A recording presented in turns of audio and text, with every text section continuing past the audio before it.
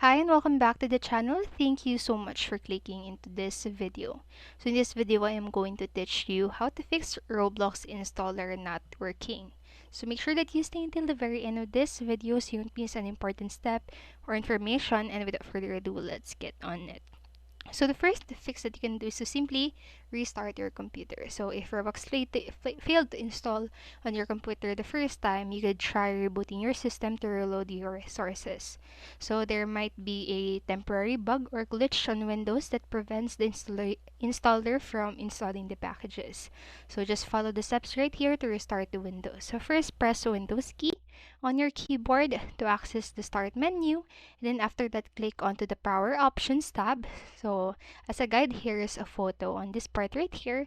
Then lastly, just simply choose restart to reboot your system. And the next what you can do is to run the installer as admin.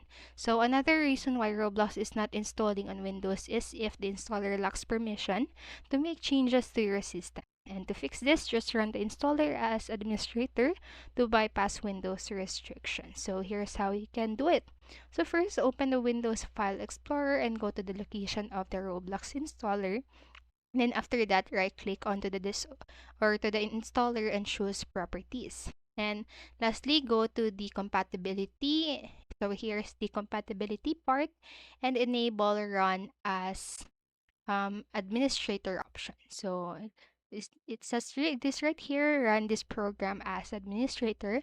So just simply check that box, and then after that, just simply type OK and then apply. And then, so proceed with the installation process to see if Roblox will install successfully on your computer.